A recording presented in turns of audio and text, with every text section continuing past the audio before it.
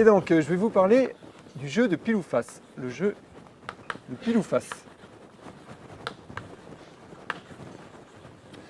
Qui est un processus tout à fait fondamental dans la théorie des probabilités. Même quand on construit des modèles plus compliqués, en fait, on se ramène toujours à des notions sur le jeu de pile ou face.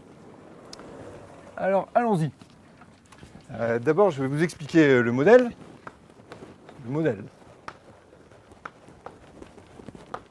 Alors, on considère une pièce de monnaie équilibrée. Considérons une pièce de monnaie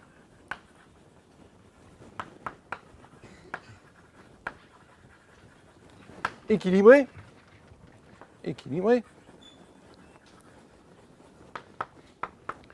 Et l'expérience qui consiste à faire n lancers consécutifs de la pièce de monnaie. Et l'expérience qui consiste à faire n lancers consécutifs. N lancers consécutifs.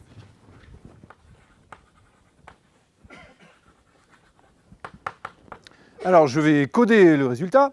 Donc, je vais noter plus 1 pile et moins 1 face. Donc, si plus 1 dénote pile et moins 1 dénote face, eh bien, le résultat de mon expérience, ça va être une suite de longueur n de signes plus ou moins 1. Le résultat de l'expérience est une suite de longueur n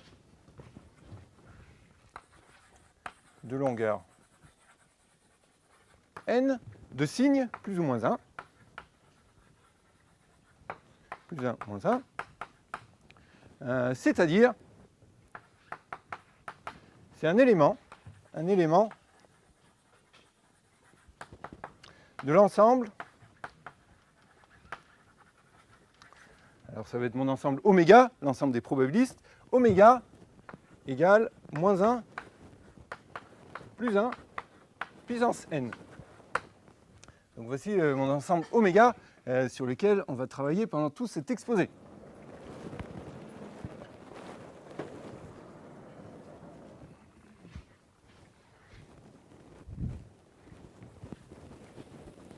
Alors ici, j'ai supposé que la pièce était équilibrée, donc tout est symétrique.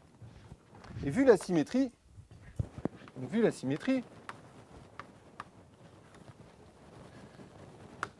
eh bien, nous allons supposer a priori que toutes les suites de moins 1 et plus 1 de longueur n ont même probabilité. Donc nous supposons, a priori, que toutes les suites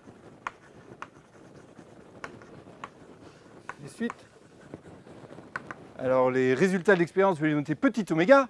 Toutes les suites oméga égale oméga 1, oméga n ont la même probabilité.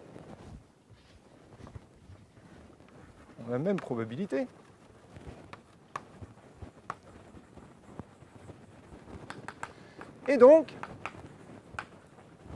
eh bien, pour la probabilité, je pose pour tout oméga, petit oméga dans grand oméga, probabilité de la suite petit oméga égale, donc ça a toute même probabilité, et quand on a un espace fini, si on veut que tous les éléments aient la même probabilité, eh bien la seule façon possible, c'est de prendre 1 sur le cardinal de l'espace, cardinal de oméga, et ici cardinal de oméga vaut, j'ai le droit de vous poser des questions, hein, même si vous êtes tous des profs, 1 sur 2 puissance n.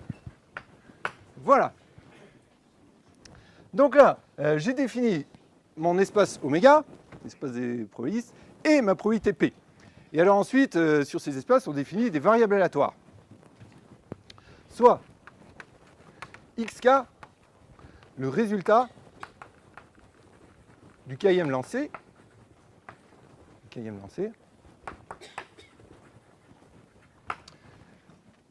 Alors xk, eh bien, c'est une variable aléatoire. Xk est une variable aléatoire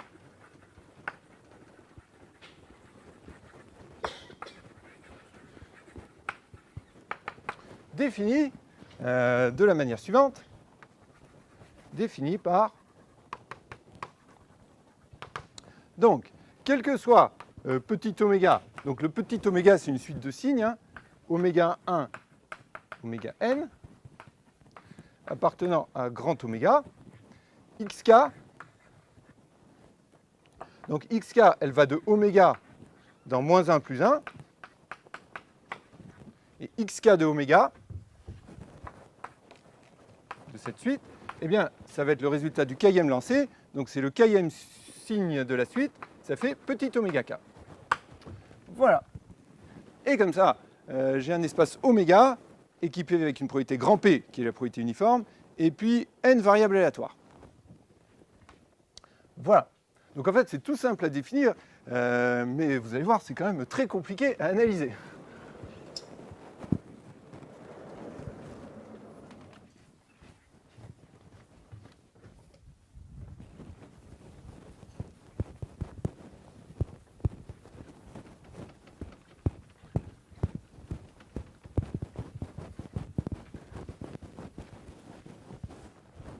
Alors, la première chose à faire pour essayer de comprendre quelque chose de compliqué, c'est ce que me disait toujours mon prof de SP, c'est de faire un dessin. Donc, on va essayer de faire une représentation graphique du résultat de cette expérience. Représentation graphique. Représentation graphique. Donc ici, j'ai une suite de signes. Bon, il faut imaginer que le n il va être très grand, donc j'ai des tas de moins 1 et plus 1, et donc c'est très désordonné. Donc ce que je vais faire, eh bien d'abord, je vais les additionner. Donc à la suite de signes,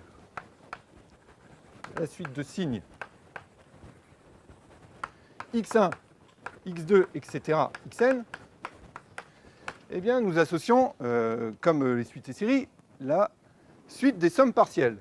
Nous associons la suite des sommes partielles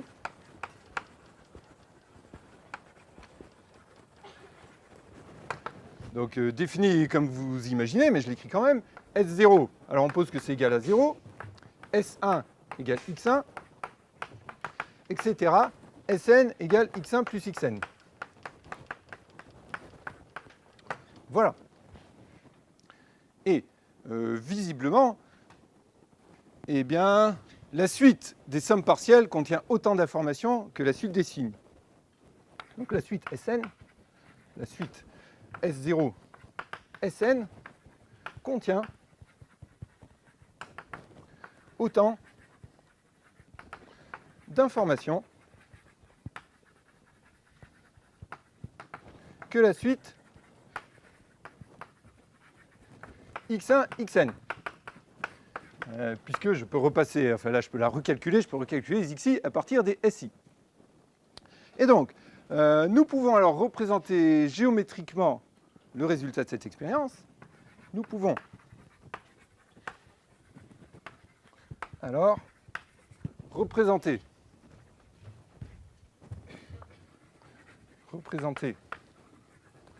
le résultat de l'expérience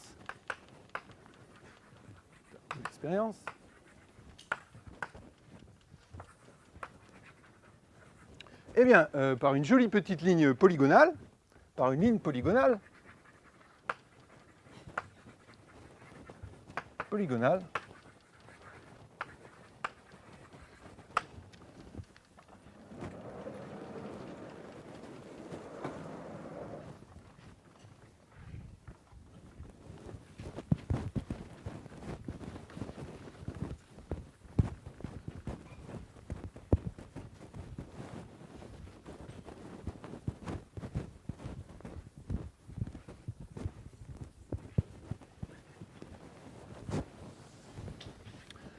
Alors, par une ligne polygonale, eh bien, la ligne polygonale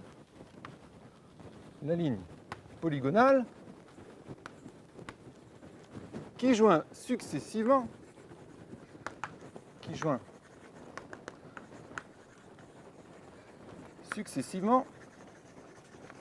les points, eh bien, je vais commencer à 0, S0, 0, 0, après 1, S1, etc. n Sn. Donc, ça va faire quelque chose comme ça. Ici, j'ai n. Et puis ici, je vais mettre Sn. Donc, je démarre de 0. Et puis, j'ai ces points à coordonnées entières, là. Et puis, je fais une petite interpolation linéaire entre ces points. Et donc, ça me donne une jolie petite ligne polygonale comme ça. Voilà. Et alors, une ligne polygonale qui est associée à une suite de signes comme ça, je vais l'appeler un chemin. Donc, une telle ligne polygonale, c'est-à-dire une ligne associée à une suite de signes, à une suite de signes, moins 1 plus 1 sera désormais appelé un chemin. Sera appelé un chemin. Voilà. Et nous allons essayer d'analyser le jeu de pile ou face en essayant de comprendre ce qui se passe sur ces chemins.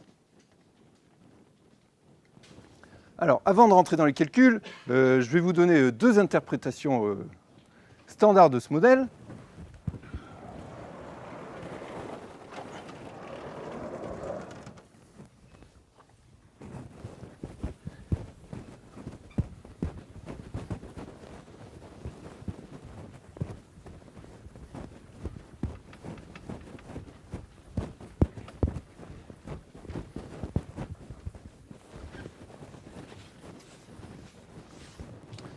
Donc, 3 interprétations du modèle.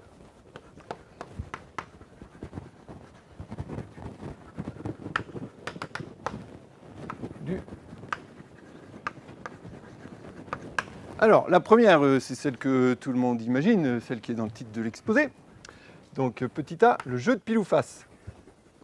Jeu de pile ou face. Alors, j'explique comment se passe ce jeu. Donc, vous avez Arsène Lupin et Sherlock Holmes qui jouent à pile ou face. Arsène Lupin et Sherlock Holmes jouent de la manière suivante. Arsène Lupin lance la pièce. Arsène Lupin lance la pièce. Et Sherlock Holmes essaie de deviner le résultat.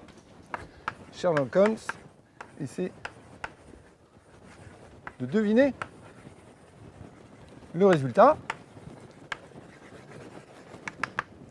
Eh bien, s'il devine juste, Arsène Lupin donne 1 € à Sherlock Holmes, et s'il se trompe, c'est Sherlock Holmes qui donne 1 € à Arsène Lupin. S'il devine juste, Arsène Lupin donne 1 € à Sherlock Holmes. Sinon, Sherlock Holmes donne 1 € à Arsène Lupin. Voilà, et le jeu continue comme ça. Et avec cette interprétation, Sn, qui vaut x1 plus xn, eh bien, ça représente le gain algébrique de Sherlock Holmes après n tours. Sn représente le gain algébrique de Sherlock Holmes après n lancés. Voilà. Donc c'est un jeu de hasard et c'est le plus simple des jeux de hasard possibles. Alors deuxième interprétation.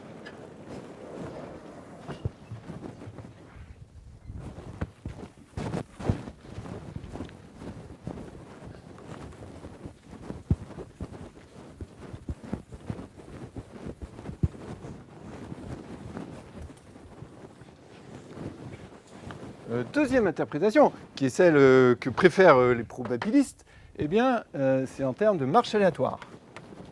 Marche aléatoire. Alors, les probabilistes racontent cette histoire de plusieurs façons. La première, c'est que c'est un ivrogne. Un ivrogne effectue une marche sur les entiers Z, effectue une marche sur Z, selon le mécanisme suivant, selon le mécanisme suivant. Donc à l'instant 0, donc ici j'ai Z, tous les points à coordonnées entières, donc démarre de l'origine à l'instant 0. Donc il démarre de 0 à l'instant 0. Et à l'instant 1, il lance une pièce de monnaie. Si la pièce tombe sur pile, il va à droite. Et si la pièce tombe sur face, il va à gauche. Donc à l'instant 1, il lance une pièce de monnaie.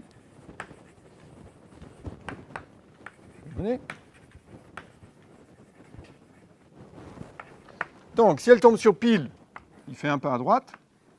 Pile. Et si elle tombe sur face, il fait un pas à gauche. Si pile, il fait un pas à droite.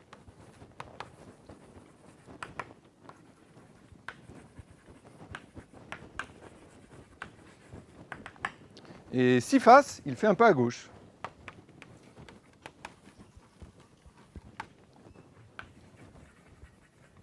Voilà. Et donc à l'instant 1, il se trouve, par exemple ici, eh bien, il réitère l'opération, il relance une pièce de monnaie. Si c'est pile, il va à droite. Et si c'est face, il va à gauche. Et puis il continue comme ça. Donc chaque fois, il lance une pièce de monnaie pour savoir s'il va à droite ou à gauche. Donc il réitère l'opération à partir de la nouvelle position.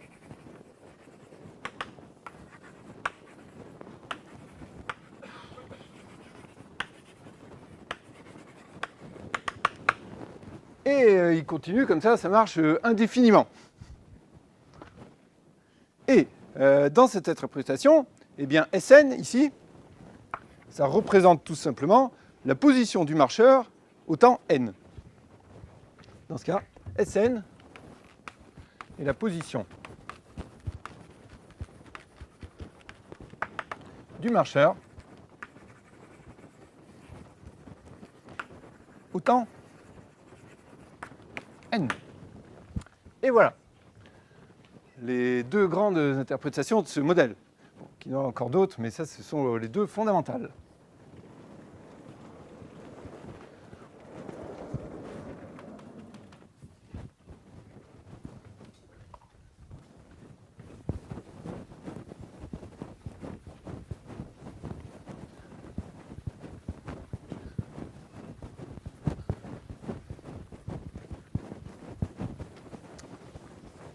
Alors, pour l'instant, je n'ai fait que parler et écrire, mais quand même, nous sommes mathématiciens, et donc nous allons pouvoir faire des calculs sur ce modèle.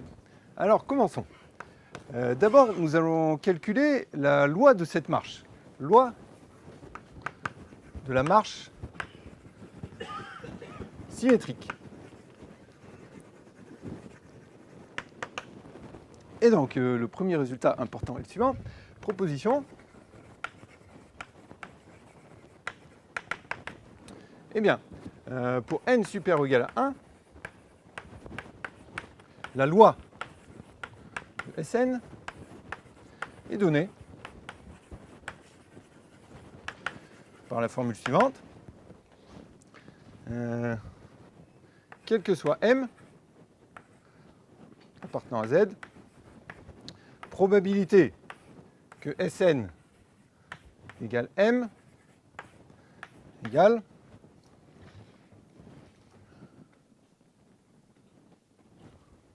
vous le savez. De toute façon, on n'est pas censé le savoir. Enfin, on va le calculer. Alors, allons-y. Preuve. Alors, comment est-ce qu'on va calculer ça?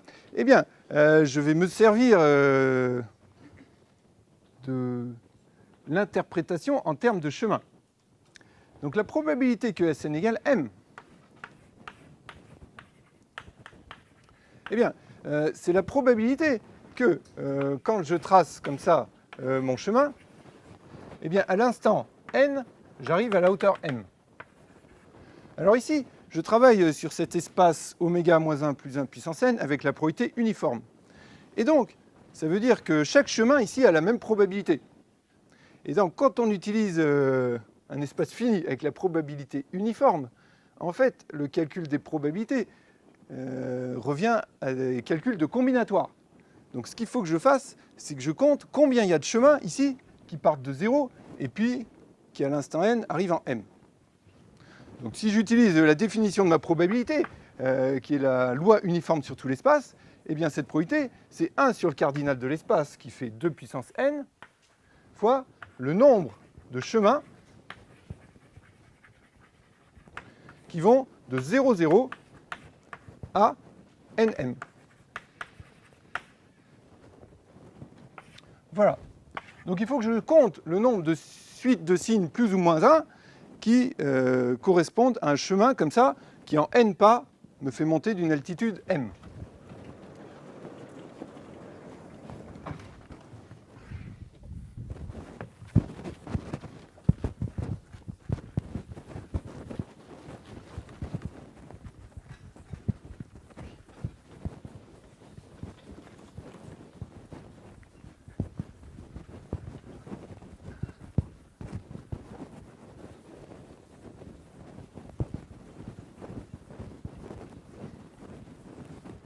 Alors, c'est le genre de calcul que vos étudiants adoreraient faire, j'imagine. Enfin, moi, les miens, je leur donne chaque année. De toute façon, il y en a tout le temps qui se trompent. Mais c'est vrai que, bon, alors on peut essayer de le faire à toute vitesse, mais si on veut le faire calmement, eh bien, on a plus de chances de réussir. Donc, ce que je vais faire, je vais noter alpha. Donc, sur alpha, le nombre de montées,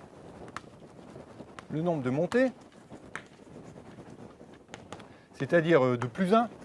Donc je dis que les signes plus, c'est les montées. Et bêta, le nombre de descentes. Donc c'est moins 1 d'un tel chemin.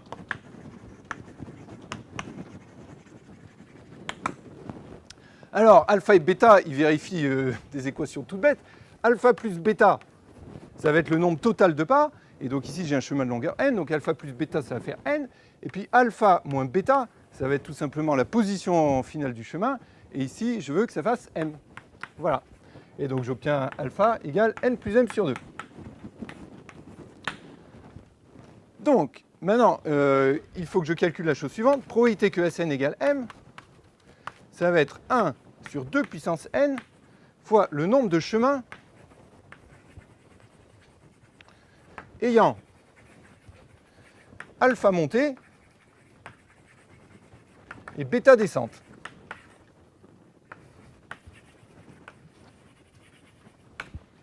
Donc, le problème devient plus simple. Ici, j'ai ma suite de signes de longueur n. Donc, j'ai n signes, plus 1 ou moins 1. Et je sais qu'il doit y avoir alpha plus et bêta moins. Donc, tout ce qui me reste à faire, c'est calculer le nombre de façons de choisir les positions des plus et des moins. Alors, par exemple, je peux choisir les positions des plus. Si j'ai choisi les positions des plus, ailleurs, il y aura des moins. Donc, en fait, ça devient tout simple. Maintenant, c'est juste un petit coefficient binomial. Et donc, ça fait 1 sur 2 puissance n. Eh bien, il faut que je choisisse alpha, position de plus parmi n places. Donc, ça me fait mon coefficient Cn alpha. Et voilà. Et maintenant, je peux compléter ma formule là. Et donc ici, ça fait 1 sur 2 puissance n. C, n.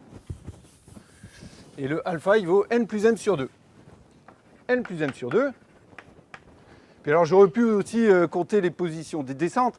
Et ça me fait le coefficient binomial symétrique. 1 sur 2 puissance n, c'est n moins m sur 2. Voilà. Alors cette loi, c'est une loi fondamentale en probabilité. C'est une binomiale, mais juste un peu décalée, parce qu'ici, on a pris des plus 1 et des moins 1 au lieu de prendre des 0 et des 1. Pour la binomiale, on prend des 0 et des 1, mais c'est juste que celle-ci est plus symétrique. Voilà.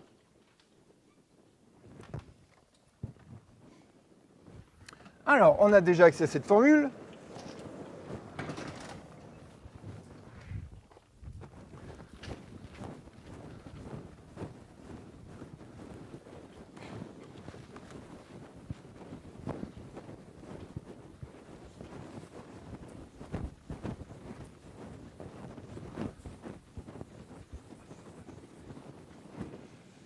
Et maintenant, nous allons nous intéresser au retour à l'origine.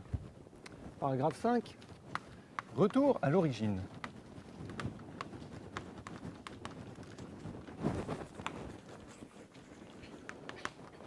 Donc, je dis que j'ai un retour à l'origine ou une égalisation quand le marcheur repasse par 0 ou quand dans le jeu de pile ou face, la fortune est nulle. Donc nous disons qu'il y a une égalisation. Donc ça, c'est si je pense au jeu de pile ou face, ou un retour à l'origine. À l'origine au temps n, eh bien si Sn égale 0, évidemment.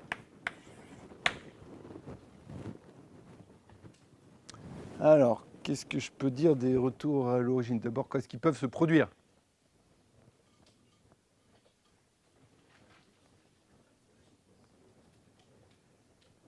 Donc, il y a d'abord une remarque toute simple, c'est que, voilà, dans cette marche, le n et Sn ont même parité.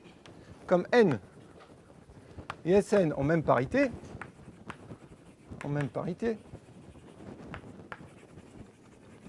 eh bien un retour ne peut arriver qu'à un instant pair. Un retour ne peut arriver qu'à un instant pair.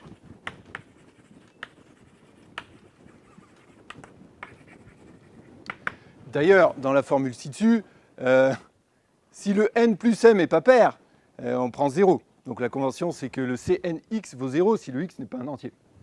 n plus m sur 2. Alors regardons. Probabilité. Regardons. Probabilité que Sn égale 0. Alors donc si n est impair, ça vaut 0. Donc je vais regarder juste les instants pairs. S de n égale 0. Donc je peux appliquer la formule ci-dessus. Ça me donne la chose suivante. 1 sur 2 puissance 2n. Et après, j'ai un coefficient binomial qui est C 2n n. Alors je remplace. 1 sur 2 puissance 2n. 2n factoriel sur factoriel n au carré. Voilà. Donc ça fait déjà une jolie formule. Alors qu'est-ce qu'on peut en faire? Voilà. C'était toujours dans les préambules de tous les sujets de concours, la formule de Stirling.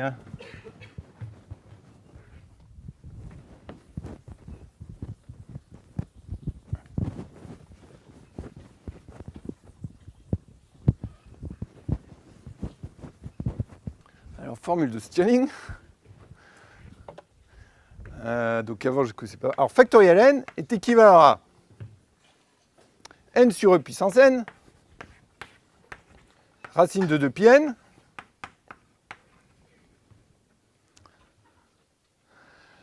alors avant, je connaissais juste ça, mais maintenant, on peut même... Est-ce que vous connaissez les termes d'après? Moi, j'aimais bien faire ça. Hein. Oui, j'ai entendu. Donc, c'est 1 plus 1 sur 12n. Et est-ce qu'il y en a qui connaissent encore le suivant?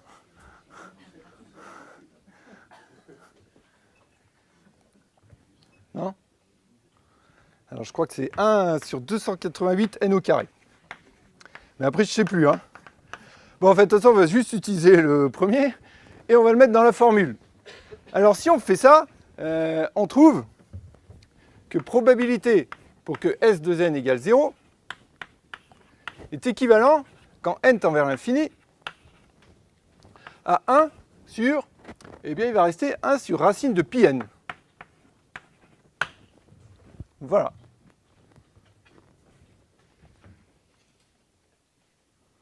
Donc ça tend vers 0, comme on peut savoir a priori. Mais en plus, ce qui est très bien, c'est que cet équivalent fournit une très bonne approximation de cette probabilité, même pour les petites valeurs. Donc ceci fournit une excellente approximation.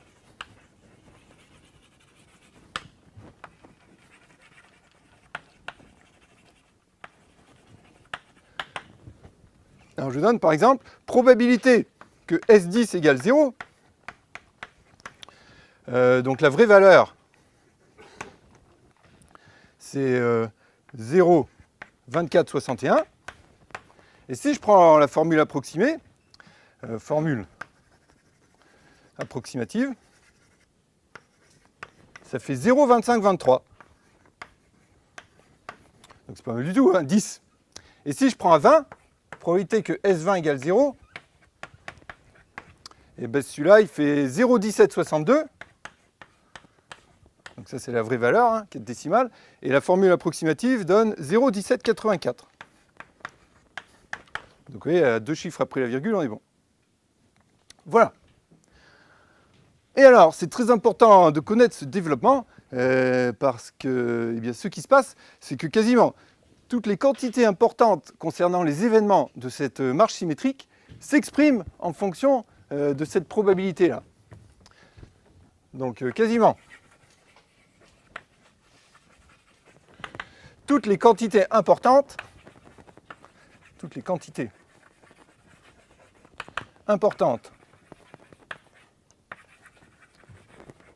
liées à la marche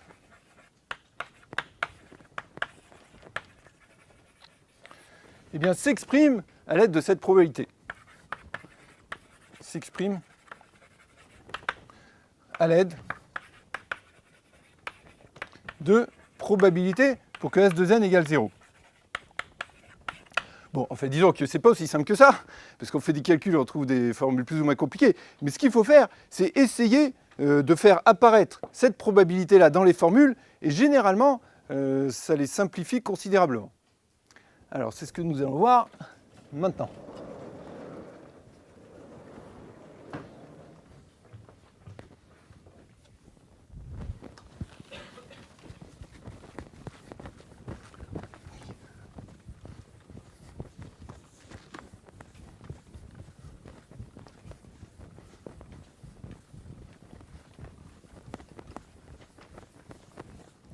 Paragraphe 6. Eh bien, je vais vous parler de l'allumeur de réverbère. L'allumeur de réverbère. Bon, c'est comme ça que j'ai appris cette histoire et je trouve que c'est un peu mieux que l'histoire de l'ivrogne. En tout cas, c'est plus éclairant, à mon avis. Donc, cette fois-ci, vous avez une rue infinie, avec à chaque point entier un réverbère. Voilà. Et vous avez un allumeur de réverbère qui démarre à l'origine. Donc à l'origine, il allume le réverbère qui est éteint. Et ensuite, il lance sa pièce de monnaie pour décider s'il va à droite ou à gauche. Donc si c'est pile, il va à droite. Et si c'est face, il va à gauche. Il arrive sur un nouveau réverbère. S'il est éteint, il l'allume. Et puis il continue comme ça. Voilà. Et la question qu'on se pose, c'est la suivante. Quelle est la probabilité pour que l'allumeur repasse par le réverbère originel? Repasse par le réverbère à l'origine. Voilà. C'est quand même mieux qu'une histoire d'ivrogne. Alors, écrivons ça en termes de notre marche aléatoire. Donc ça, c'est la probabilité. Pour qu'il existe un n, dans n étoiles, tel que Sn égale 0.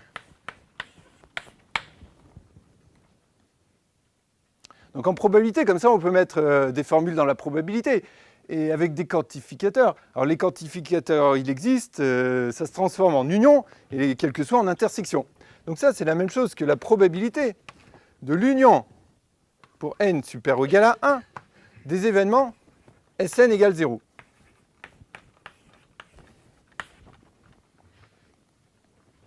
Et comme on a vu que de toute façon, le marcheur ne pouvait repasser à l'origine qu'aux instants pairs, eh bien ici, je peux très bien mettre S2n. Voilà. Donc il faut que je calcule cette probabilité. Et là, je tombe tout de suite sur un problème un peu plus compliqué qu'avant. Alors, qu'est-ce que vous proposez de faire ?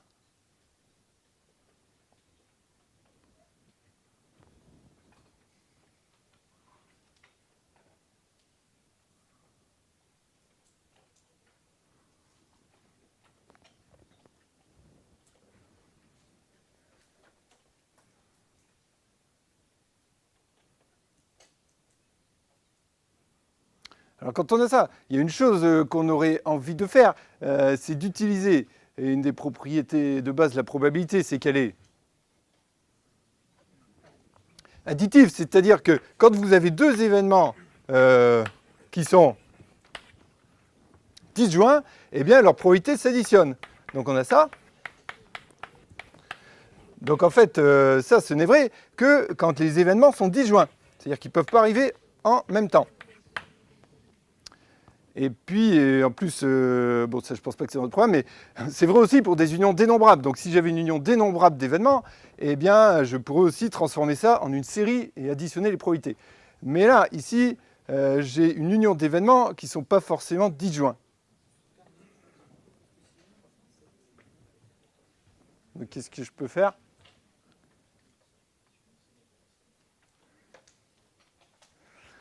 Donc a priori, si je vais utiliser juste les actions de probabilité, eh bien, je vais juste pouvoir majorer par la somme des probabilités, mais là, j'aurai plus une égalité. Et moi, je veux vraiment la calculer, celle-là. Je ne veux pas juste la majorer. Donc, ce que je vais faire, d'abord, je vais écrire cette union comme ça. Probabilité que S2 égale 0. Je vais l'écrire à plat. Union S4 égale 0. Union, etc. jusqu'à l'infini. Alors évidemment, elle n'est pas disjointe, mais quand j'ai une union comme ça, j'ai un mécanisme standard qui me permet d'écrire ça comme une réunion d'événements qui sont, eux, disjoints. Alors, comment est-ce que je peux faire ? Par exemple, si je regarde les deux premiers, ils ne sont pas disjoints. Parce qu'évidemment, je peux à l'instant 2 être en 0, mais aussi à l'instant 4. Donc, pour transformer ça en une union disjointe, tout ce que je vais faire, c'est la chose suivante. Alors le premier, je le garde. S2 égale 0. Et le deuxième, voilà, je lui enlève le premier. Donc je vais écrire ça S4 égale 0, privé de S2 égale 0. Comme ça, je le disjoins du premier, quoi. Ils sont disjoints forcément. Et puis je continue comme ça, et chaque fois, à l'étape n, j'enlève tous les événements d'avant. Donc je ne change pas l'union globale, mais par contre, j'ai le bonheur d'avoir une réunion disjointe d'événements. Alors si je remets ça sous une formule, ça me donne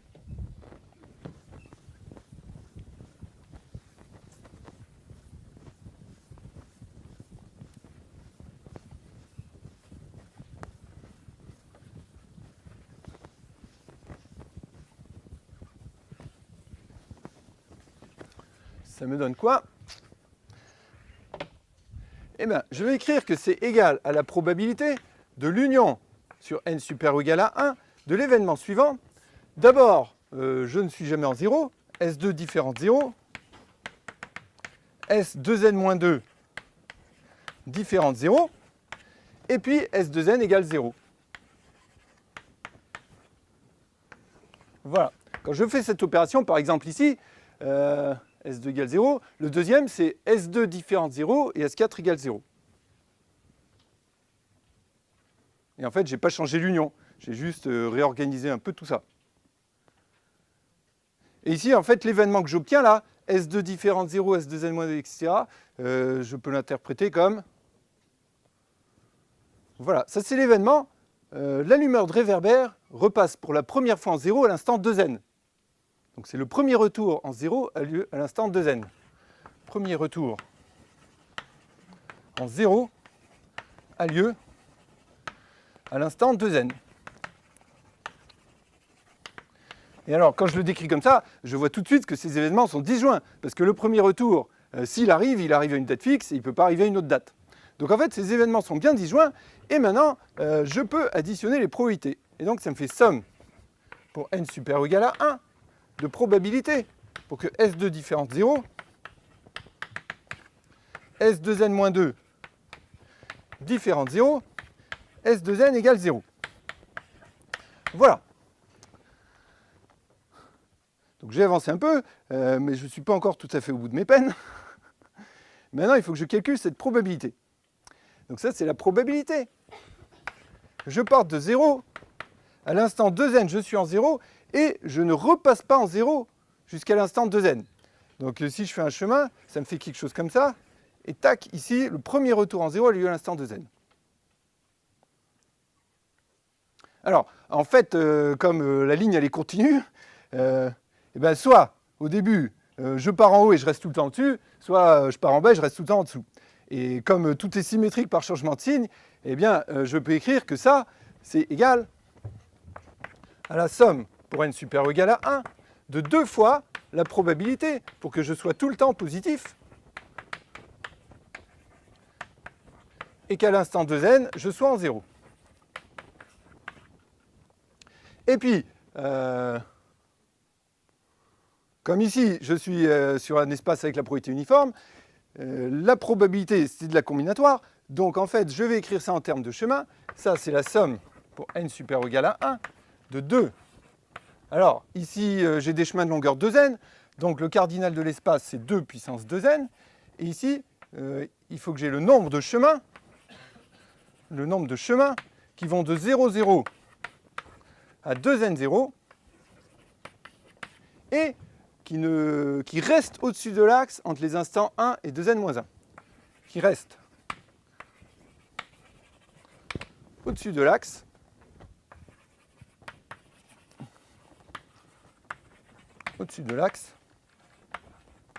entre 1 et 2n-1. Voilà, il faut que je calcule ça maintenant.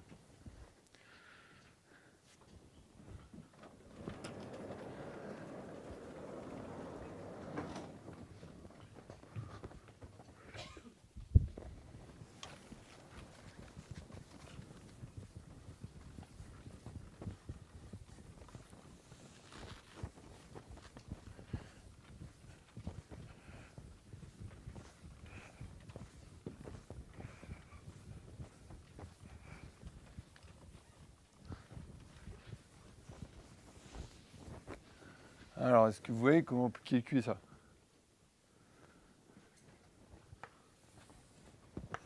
Donc des chemins qui vont de là à là, qui restent au-dessus de l'axe.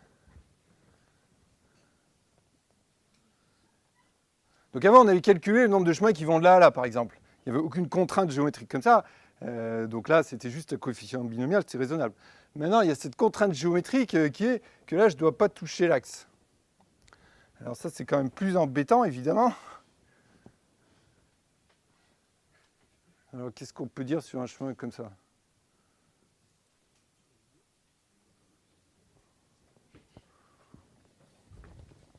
J'ai le droit de faire passer des gens au tableau ou pas?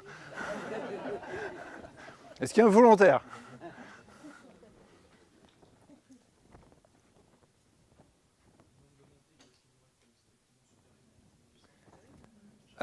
C'est vrai, à chaque instant, le nombre de montées est toujours supérieur au nombre de descentes. C'est vrai, tout à fait.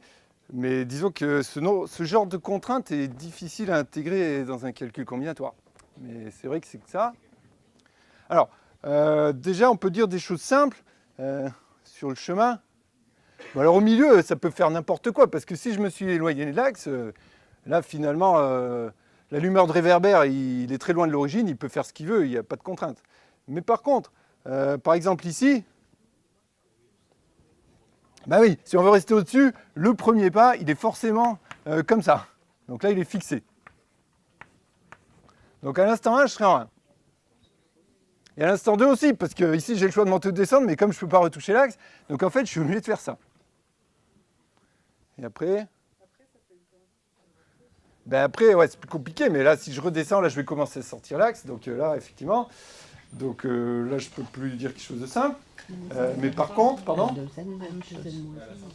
Ouais, à la fin, c'est pareil, parce qu'ici, pour arriver là, je viens forcément d'ici. Donc en fait, je peux écrire quand même, simplifier un peu la formule ici.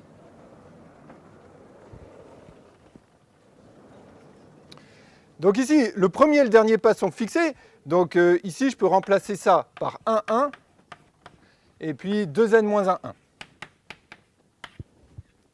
Puisque un chemin comme ça, le premier et le dernier pas sont fixés. Enfin, je pourrais même mettre 2, 2 et 2n moins 1, 2.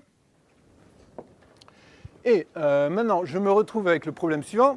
Donc, ce qui est bien là, c'est que j'ai déjà pu décoller de l'axe. Donc maintenant, il faut que je calcule le nombre de chemins qui vont de là à là, qui ne touchent pas l'axe. Voilà. Alors ça, c'est quand même un problème difficile. Et d'ailleurs, pendant longtemps, les probabilistes faisaient cela avec cette calcul, jusqu'à ce qu'un jour, eh bien, on trouve un principe qui permette de faire ça de manière très efficace.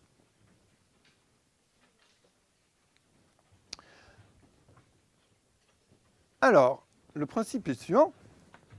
Donc, je vais prendre deux points, A et B, qui sont au-dessus de l'axe. Donc, soit A et B. A égale A alpha, et B égale petit b bêta, deux points au-dessus de l'axe.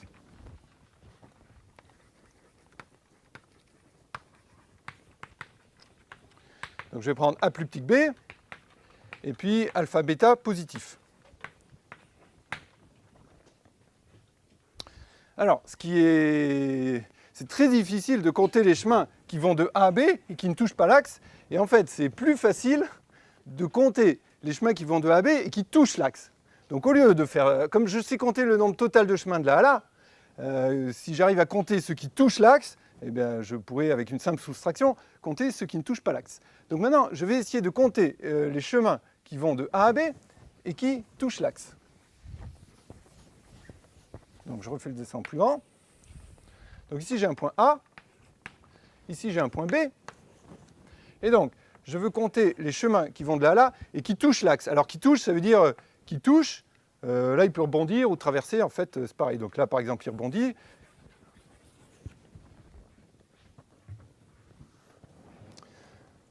Alors le principe dit la chose suivante, c'est un lemme. Le nombre de chemins qui vont de A à B et qui touchent, alors touchent ou traversent,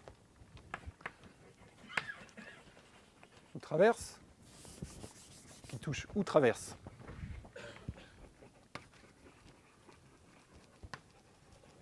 l'axe est égal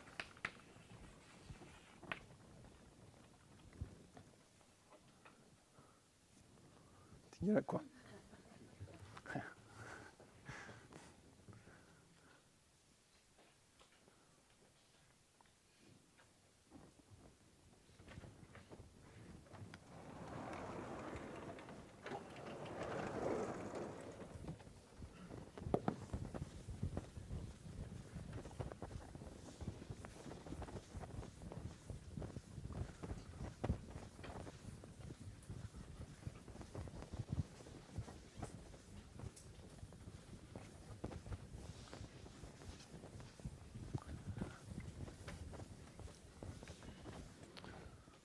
Alors, je vais vous donner quelques indications, je suis gentil. Commencer un peu notation. Alors, je vais noter S un chemin. Soit S égale S indice A, S indice A plus 1, etc. jusqu'à S indice B, un chemin de A à B qui touche l'axe.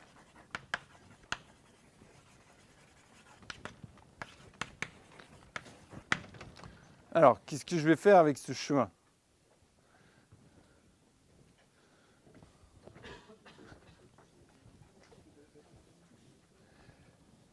Alors, je vais utiliser, je fais une grosse faute d'orthographe, qui touche l'axe.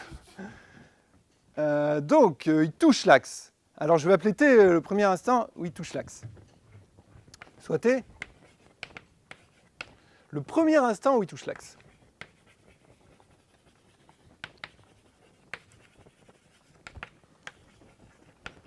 L'axe. Donc, je peux écrire ça avec une formule. Hein. T égale le minimum des k plus grand que A, tel que SK égale 0. Voilà.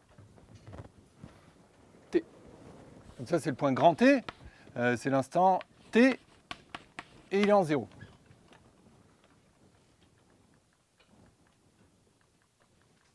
Alors, qu'est-ce que je peux faire?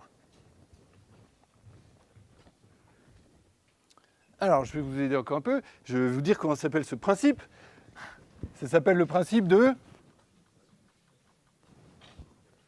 réflexion. Principe de réflexion. Voilà. En fait, ce que je veux faire, c'est arriver à me ramener à un calcul de chemin comme celui que j'ai fait avant, juste des chemins qui vont d'un point à un autre sans contrainte, et je veux me débarrasser de cette contrainte géométrique de toucher l'axe, qui est très pénible et que je ne peux pas intégrer dans un calcul sans avoir des formules horribles. Donc, est-ce que quelqu'un voit ce qu'on va pouvoir faire? Alors, c'est un problème de combinatoire, et donc en combinatoire, pour faire les calculs, on essaie de construire des bijections qui transforment l'ensemble des objets qu'on veut compter en un ensemble beaucoup plus simple qu'on sait faire. Donc, est-ce que vous voyez comment est-ce qu'on pourrait transformer ce chemin pour le faire atterrir dans un ensemble de chemins dont le cardinal est bien connu?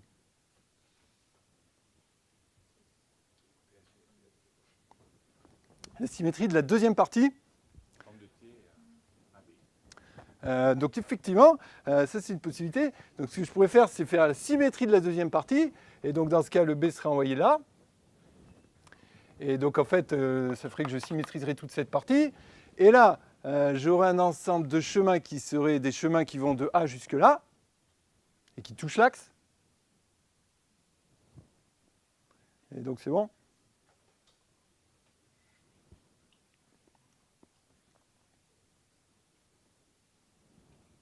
On est d'accord avec ça?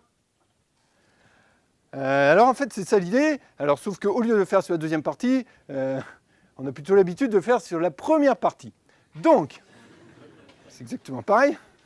Ce que je vais faire, c'est que je vais retourner la première partie du chemin jusqu'à l'instant T. Alors je prends ça, et puis je fais le symétrique du chemin. Et là, j'ai le point A'. Donc, je vais appeler soit phi de S, le chemin obtenu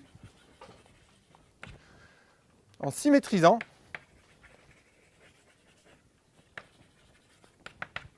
la portion du chemin, la portion entre les instants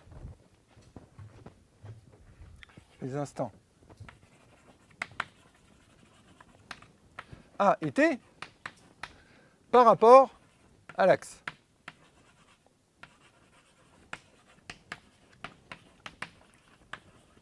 Alors je peux même écrire la formule, hein. Phi de S, donc je symétrise par rapport à l'axe jusqu'à l'instant T, donc ça va faire moins SA plus 1. Alors ici c'est T, je suis en 0, ici j'aurai moins S, T moins 1. Après l'instant T, je garde le chemin pareil, donc ST plus 1, et jusqu'à SB. Voilà. Alors quand je fais cette opération, j'obtiens visiblement un chemin qui va de A' à B, et qui touche l'axe. Mais, évidemment, tous les chemins qui vont de A' à B, ils touchent forcément l'axe. Donc c'est comme ça, je me suis débarrassé de cette contrainte pénible qui était de toucher l'axe. Alors après, il faut encore vérifier que, eh bien, quoi? Alors il faut vérifier deux choses. Il faut vérifier que phi est injective, c'est-à-dire qu'il n'y a pas plusieurs chemins qui atterrissent sur le même chemin, et puis qu'on obtient ainsi tous les chemins qui vont de A' à B. Donc je dis que phi est une bijection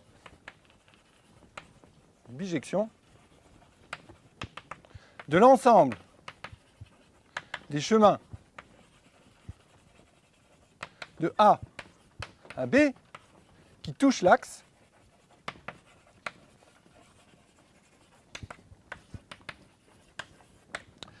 sur l'ensemble des chemins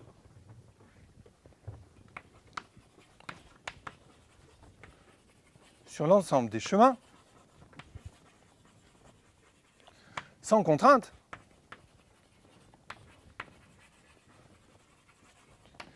qui vont de A' à B.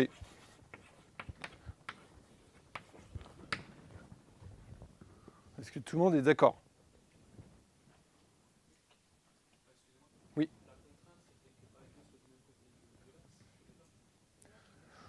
On prenait A et B, 2 points qui sont au-dessus de l'axe, et on veut compter les chemins de AB qui touchent l'axe.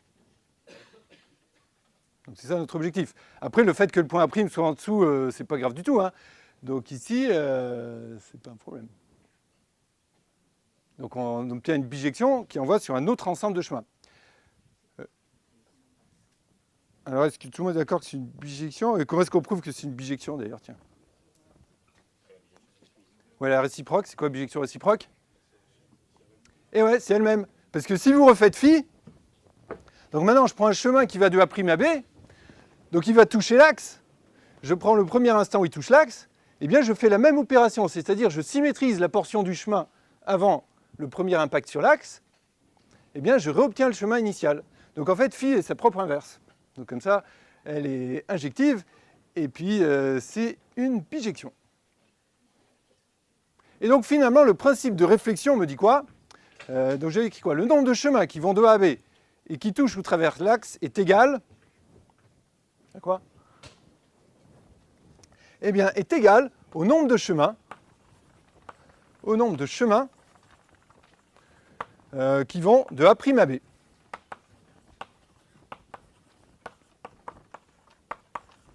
Voilà. Et maintenant, je me suis ramené un calcul de chemin d'un point à un autre sans contrainte. Et donc avec ça, je vais pouvoir terminer mon calcul.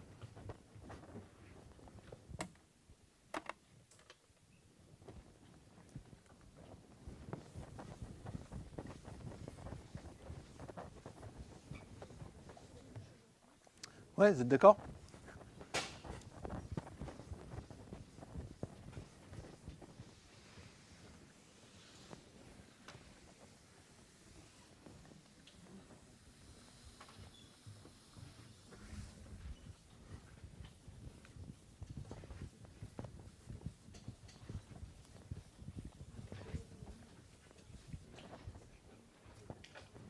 Alors, sauf s'il y a des contestations, je reviens à mon calcul. Cette fin du calcul. Donc, on était en train de faire quoi? Ah oui, on regarde les probabilités que S2 différente 0, S2n-2 différente 0, S2n égale 0. Et puis on avait dit que c'était 2 sur 2 puissance 2n fois le nombre de chemins qui vont de 1, 1 à 2n moins 1, 1 et qui touchent l'axe.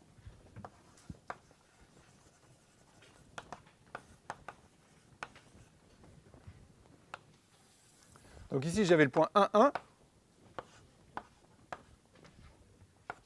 2n moins 1, 2n, et il fallait que quelques points qui ne touchent pas l'axe, n'importe quoi, qui ne touchent pas l'axe, les chemins qui restent au-dessus.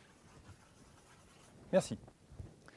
Alors, maintenant je sais compter les points qui touchent l'axe, donc je vais juste faire une petite différence. Donc j'écris que c'est 2 sur 2 puissance 2n, fois le nombre total de chemins, le nombre de chemins de 1, 1 à 2n moins 1, 1,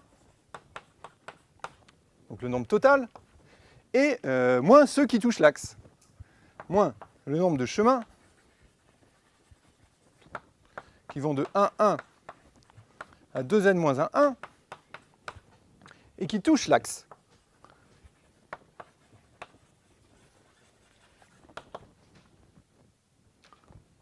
Voilà. Et maintenant, eh bien, je sais, grâce au principe de réflexion, que je vais pouvoir finir le calcul. Alors, essayons de le faire. J'applique le principe de réflexion. Donc, ça fait 2 sur 2 puissance 2n, fois le nombre de chemins qui vont de 1, 1 à 2n moins 1, 1. Moins, alors principe de réflexion, le nombre de chemins qui vont de 1, 1 à celui-là et qui touchent l'axe est égal au nombre total de chemins qui vont de moins 1, de 1 moins 1 à ce point. Donc ici je fais ma réflexion et qui touche l'axe ou pas, en fait, ça disparaît. Donc par le principe de réflexion, le deuxième terme est égal au nombre de chemins qui vont de 1 moins 1 à 2n moins 1, 1. Voilà. Et maintenant, je me suis ramené à un problème du type initial. Donc là, je vais pouvoir mettre mes formules.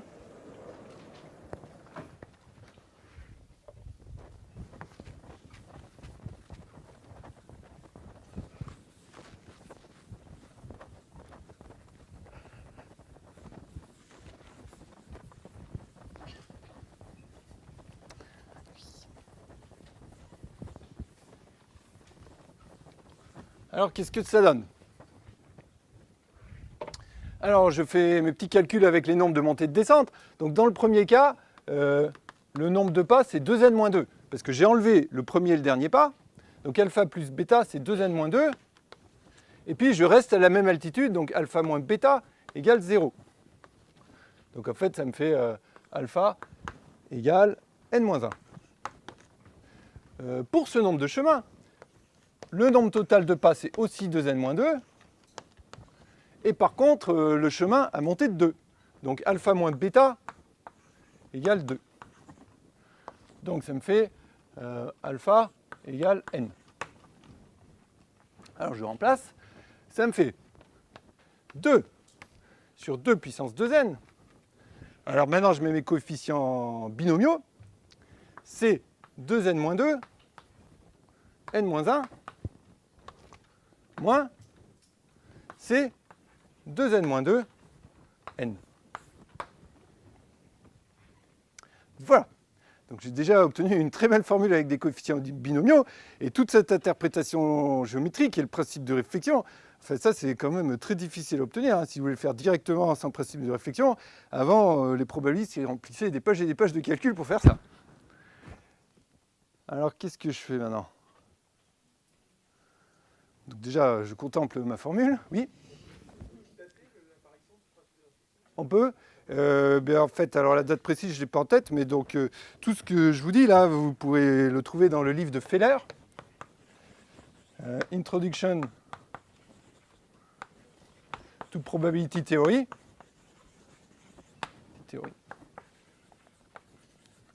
And its applications. Voilà, donc c'est le chapitre 3. Donc là, je pense que... Alors, qu'est-ce que je fais avec ces coefficients binomiaux? Bon, c'est très bien d'avoir ça, mais après, donc, ce que j'ai dit tout à l'heure, c'est que comme technique générale, il fallait essayer de tout exprimer en fonction de probabilité que S de n égale 0. Alors là, j'y suis pas vraiment. Donc, alors soit on remplace par des factoriels, on essaie de simplifier, mais quand on s'est déjà battu avec ça, on essaie de faire un peu mieux. Alors, je vais utiliser la petite formule suivante, K sur n. CNK égale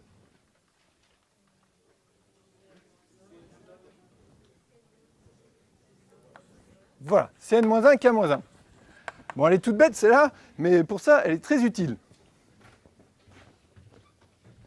Alors, allons-y. Alors, pour faire ça, ici, je vais prendre le coefficient symétrique. Donc, je vais subrepticement rajouter un moins 2 là, si vous êtes d'accord. Et alors maintenant, j'utilise ça. Donc, ça va me faire 2 sur 2 puissance 2n. Donc ici, je vais l'utiliser pour remonter vers le coefficient C2nn. Donc je vais l'utiliser dans ce sens. Donc ici, je vais mettre le coefficient C2n-1 n. Et avec devant le K sur n, ça va me faire n sur 2n-1. Voilà. Et je fais pareil pour l'autre, moins. Donc ici, je remonte d'un cran, c'est 2n-1, n-1. Et puis devant, je mets le K sur n, c'est-à-dire n-1 sur 2n-1. Voilà. Donc j'ai juste cette petite formule. Et maintenant, je...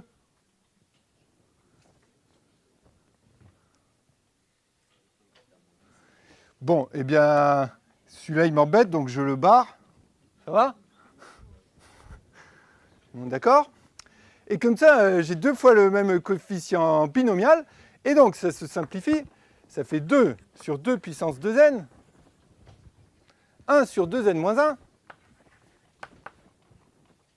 C'est 2n moins 1, n. Donc là, c'est bien parce que j'ai transformé ma différence de 2 coefficients en un seul coefficient binomial. Et alors, mon objectif, c'est d'aller vers probabilité que S2n égale 0. Donc en fait, je voudrais enlever ce moins 1. Donc je vais encore appliquer cette formule. Alors, je vais remettre le moins 1 là, d'accord? Et je réapplique la formule. Ça fait 2 sur 2 puissance 2n. 1 sur 2n moins 1. Alors là, maintenant, je vais avoir le coefficient C2n, n. Et le K sur n devant, ça va faire n sur 2n. K sur 2n. Et ce qui est merveilleux, c'est que ça se simplifie. Donc, tac, tac, tac, tac. Et voilà. Et là, je vois apparaître la probabilité que S2n égale 0. Et donc, j'obtiens finalement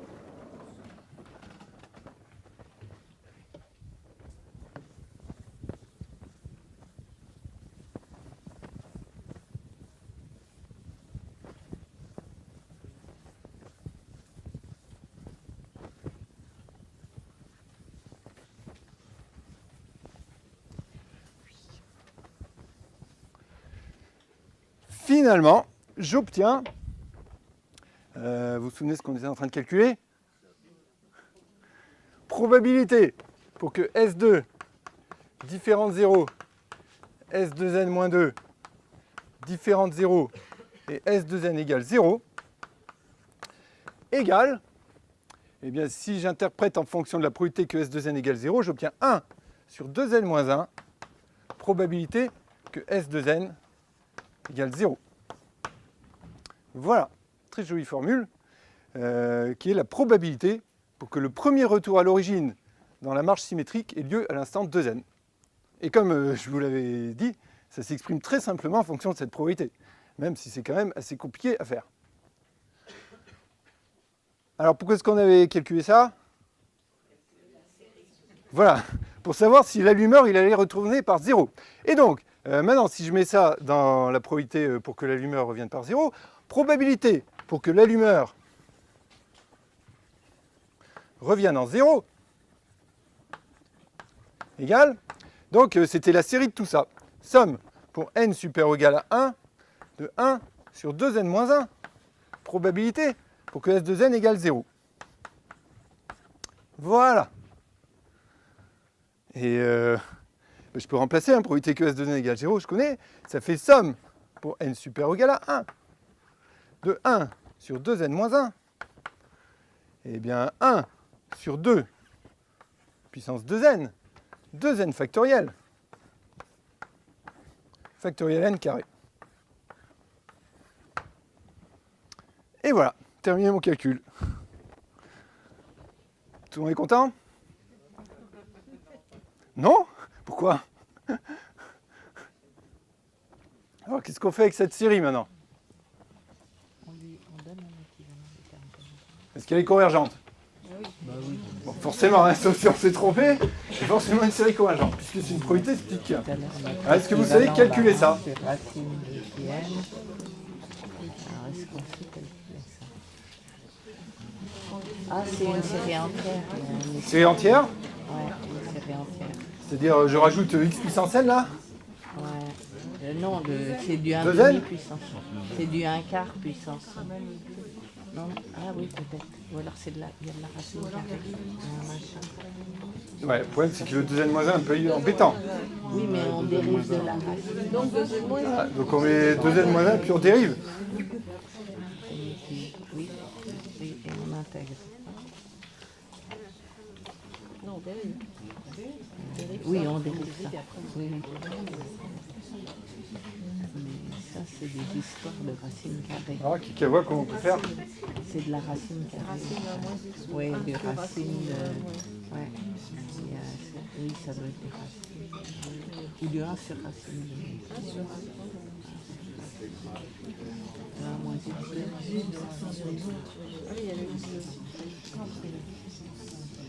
C'est quand même pénible. Alors, en tout cas, vous pouvez le donner à vos étudiants. À mon avis, ça va bien les occuper. Et en attendant, je vais vous montrer une autre méthode pour le faire. Donc je repars de ça, là. Je le reprends, celui-là, 1 sur 2n-1. Probabilité que S de n égale 0. Bon, ça c'est parce que je l'ai bien manipulé dans tous les sens. Hein. Alors, je vais écrire ça de la façon suivante. 1 moins 2n plus 2n sur 2n moins 1. Probabilité que S de n égale 0. Comme ça, avec le premier, là, ici, ça me fait moins 1. Et donc, ça me fait 2n sur 2n moins 1. Donc, je prends d'abord le deuxième terme. Probabilité que S de n égale 0. Moins probabilité que S de n égale 0. Et maintenant, je vais m'occuper de celui-là.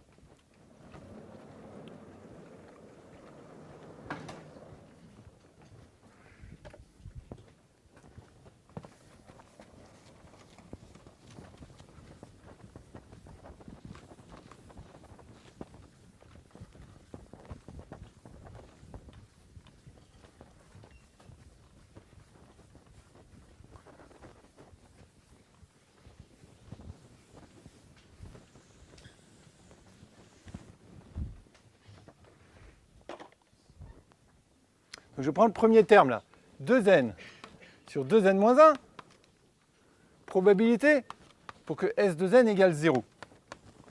Alors, je remplace, ça fait 2n sur 2n moins 1, 1 sur 2 puissance 2n, c'est 2n n.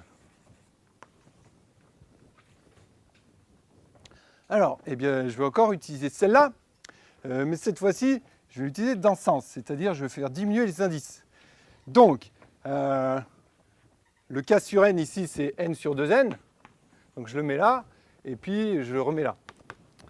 Donc, ça me fait 4n sur 2n moins 1. 1 sur 2 puissance 2n, c'est 2n moins 1, n moins 1.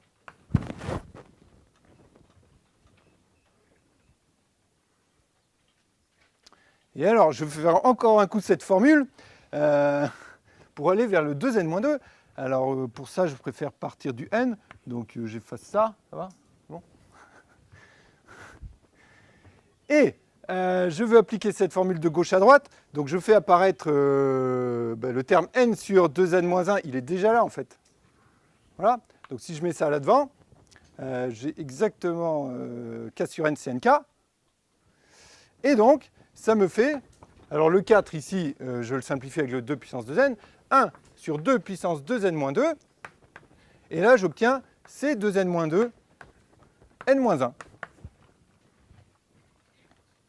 Et je reconnais avec bonheur, et oui, c'est la probabilité que s 2n moins 2 égale 0.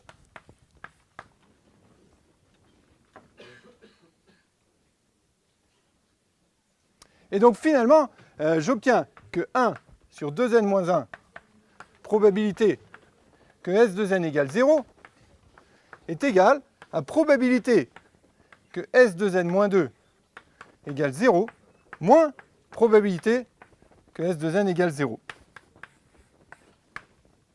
Alors là, je suis content, parce que ça fait une série télescopique, et donc quand je la somme, donc maintenant, je vais sommer cette série, avec plaisir. Probabilité que la lumière réverbère.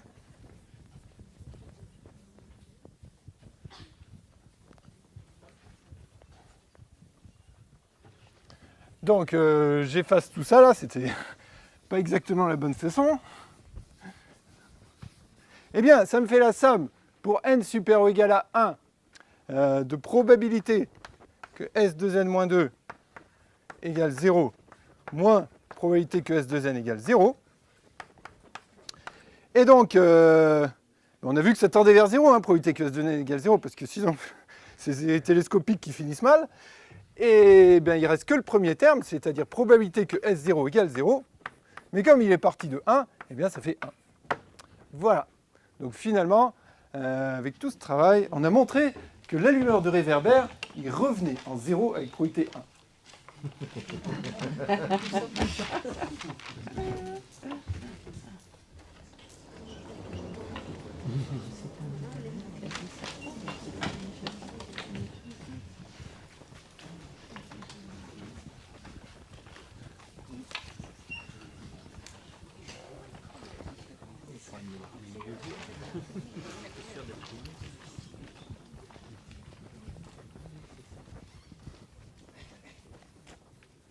Alors on a fait ça. Donc on a montré un fait fondamental sur la marche aléatoire symétrique, eh bien c'est qu'elle repasse par 0 avec probabilité 1. Mais en faisant ça, on a montré beaucoup plus de choses et on a quasiment montré ce qui s'appelle le lemme fondamental. Lemme fondamental.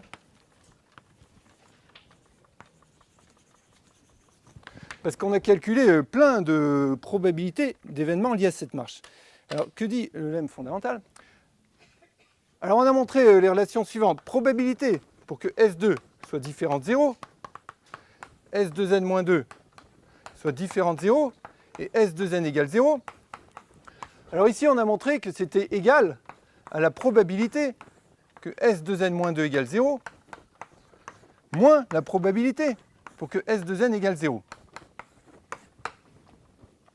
Mais alors,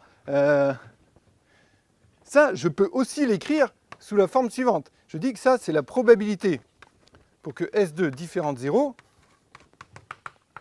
S2n-2 différent de 0, moins la probabilité pour que S2 différent de 0, S2n-2 différent de 0, et S2n différent de 0. Est-ce que tout le monde est d'accord avec ça ? Donc pour écrire ça, eh bien ici, cette probabilité, je la décompose en deux, suivant que le S de n égale 0, ça me donne ça, et que le S de n différent de 0. Donc ça me le décompose comme une union disjointe de deux événements, et donc si je mets ça de l'autre côté, j'obtiens l'égalité que je vous ai dite. Voilà, donc en fait ces deux choses sont égales, quel que soit n supérieur ou égal à 1. Donc en fait ici j'ai deux suites dont les différences consécutives sont tout le temps égales. Et alors en plus si je regarde le premier terme, ça me donne probabilité pour que S2 différent de 0.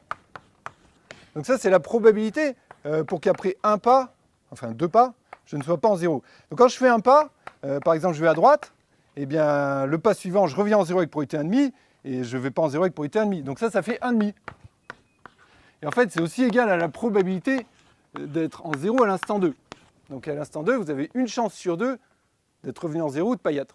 Donc en fait, les deux premiers termes sont égaux. Après, toutes les différences sont égales. Et donc, quand je somme toutes ces relations, j'obtiens justement ce lemme fondamental qui dit la chose suivante. Quel que soit n supérieur ou égal à 1, la probabilité que S2 différent de 0, S2n différent de 0, donc la probabilité de ne pas être revenu à l'origine jusqu'à l'instant 2n, eh bien, c'est égal à la probabilité d'être à l'origine à l'instant 2n. Probabilité que S2n égale 0. Voilà. Donc vous avez autant de chances d'être en 0 à l'instant 2n que de jamais y être revenu jusqu'à l'instant 2n. Donc ça, c'est quand même quelque chose d'assez miraculeux. Et on est obligé, enfin, il me semble-t-il, de faire tout un calcul et puis une démonstration comme précédemment pour aboutir à ce fait fondamental.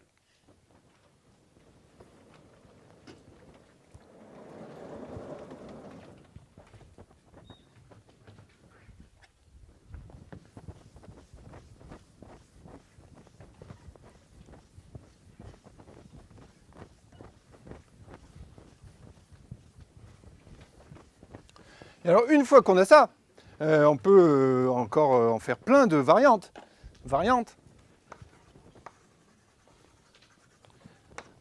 Eh bien, si vous ne revenez pas en 0 jusqu'à l'instant 2n, c'est que vous êtes resté soit en dessous de l'axe. Et par symétrie, ces deux possibilités en même probabilité, donc ça me donne que probabilité que je sois tout le temps positif, S2n positif, eh bien ça, c'est égal à la probabilité d'être en 0 à l'instant 2n. Enfin, 1,5. Voilà, une chance sur deux. Et puis après, on peut encore faire une autre variante. C'est la probabilité que je sois positif ou nul jusqu'à l'instant 2n. Et bien ça, alors celui-là, c'est égal à...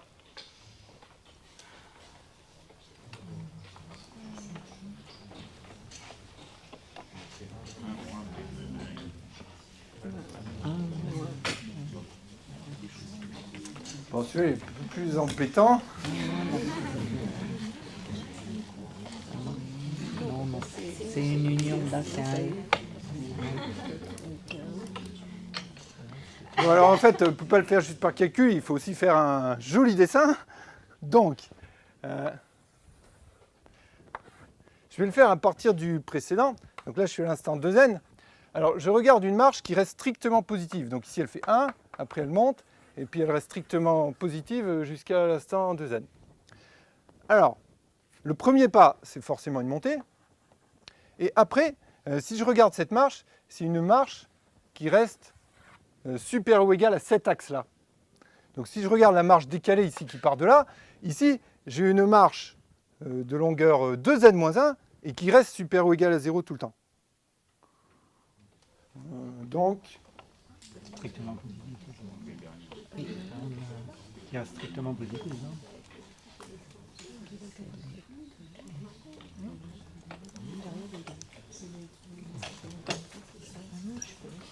Donc, qu'est-ce que vous en dites? Ça fait quoi finalement?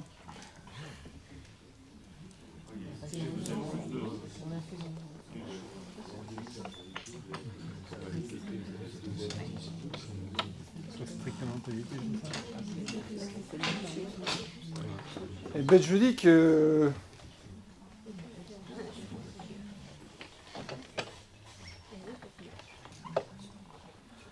S2 positif, strictement positif.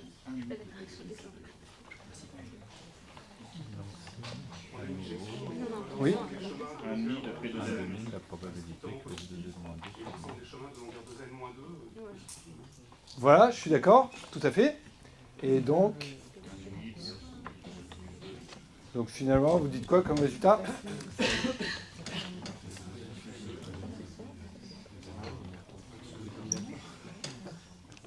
Donc en fait ici, si je prends un chemin qui est resté strictement positif et que je lui enlève son premier pas, j'ai un chemin qui est de longueur 2n-1 qui reste supérieur ou égal à 0.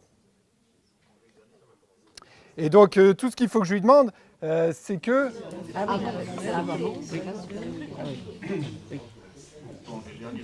Il faut enlever le dernier, ouais. Mais là, au dernier, en fait, qu'est-ce qu'il peut faire?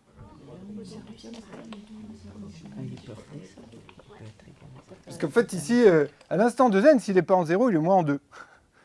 Donc finalement, ici, il fait 2n-1, mais le dernier pas, au mieux, il peut redescendre là, mais il ne peut pas toucher l'axe. Donc finalement, ici, j'ai un chemin de longueur 2n-1 qui reste au-dessus de cet axe, mais le pas suivant, je suis sûr qu'il reste encore au-dessus de cet axe. Donc finalement, ici, il suffit que je monte, et puis après, je fais comme l'autre chemin, et c'est bon. Et donc finalement, je dis que ça fait probabilité que S de n égale 0. Voilà. Encore une très jolie formule. Et donc on peut manipuler ça à l'infini dans différentes relations, mais c'est vraiment ça le point essentiel de ces formules combinatoires.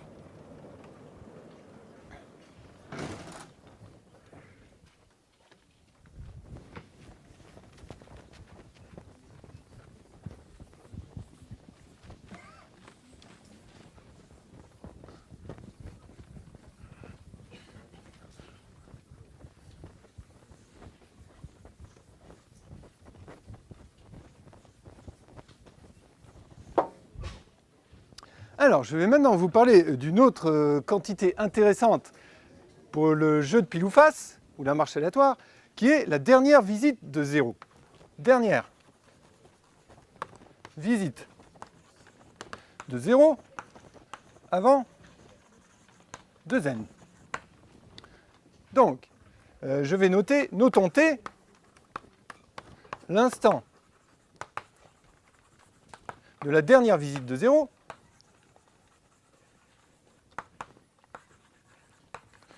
visite de 0 avant 2n. Alors, si je veux écrire une formule, ça donne la chose suivante, c'est-à-dire grand T égale le maximum des cas plus petits que 2n, tels que sk égale 0. Donc la dernière fois avant l'instant de 2n où je visite 0. Alors d'abord, comme le S0 égale 0, cet ensemble n'est pas vide, et donc T est un entier entre 0 et 2n, 0 et 2n, et qui est aléatoire puisqu'il dépend de toute la marche, donc c'est une variable aléatoire qu'il est parfaitement légitime d'étudier. Alors, vous pensez qu'il est comment? Donc si je trace ici 0, 2n, vous pensez que la dernière égalisation, elle a lieu où? Enfin, avec grande probabilité. Proche de 0, 2n, au milieu, uniforme. Donc supposons que n soit grand, que les joueurs jouent longtemps à pile ou face. On regarde le dernier instant où la fortune des deux joueurs était égale. Alors qui pense que ça va être près de 0? Qui pense que ça va être près de 2n? Qui pense que ça va être plutôt au milieu?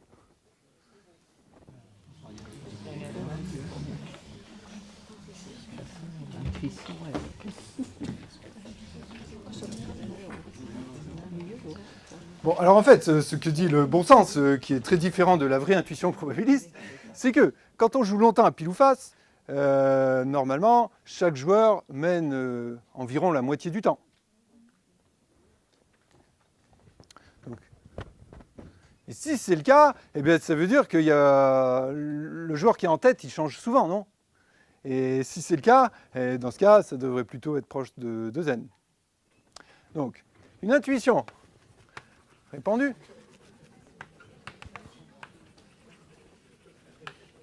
et que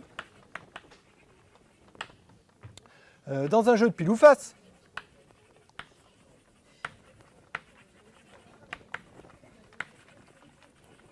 chaque joueur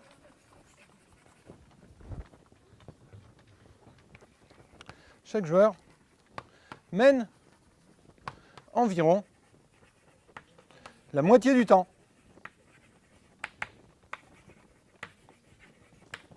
Et donc le joueur en tête devrait changer fréquemment.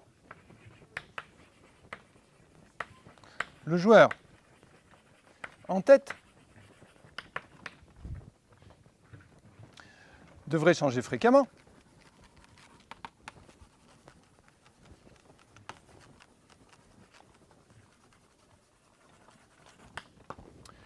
Et dans ce cas, eh bien, ça veut dire qu'il y a beaucoup de changements. Et quand je joue longtemps, typiquement, il doit y avoir une égalisation qui n'est pas trop loin de 2n. Je change fréquemment. Et donc, T devrait, alors quand je dis devrait, c'est devrait typiquement, avec grande probabilité, typiquement, être proche de 2n.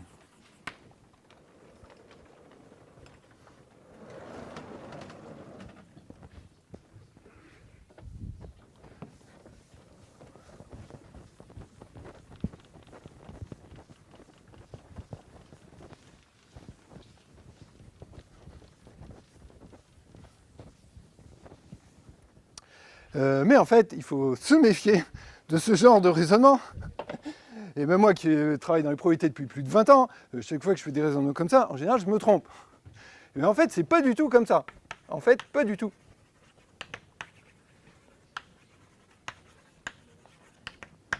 On a même la chose suivante. On a que la probabilité pour que t soit plus petit que n, eh bien figurez-vous que ça c'est égal à la probabilité que ça soit plus grand que n. Donc, si je trace un histogramme la loi de t, donc mon grand T, eh bien, il a autant de chances de se trouver dans la première moitié du jeu que dans la deuxième. Donc avec probabilité 1,5, la dernière égalisation a lieu avant l'instant n. Donc avec proba 1,5, eh bien, la dernière égalisation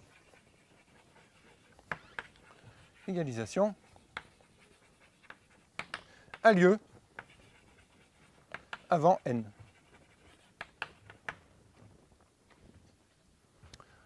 Donc ça, j'ai raconté pas mal de fois à des étudiants, j'ai jamais vu quelqu'un qui devine ça. Jamais. Est-ce que c'est lié au fait que la probabilité qui reste toujours strictement positive, c'est la moitié de la probabilité Non, c'est pas lié à ce que c'est la moitié de ça, mais c'est lié au lemme fondamental. D'ailleurs, maintenant, je vais vous le montrer pour que vous me croyiez.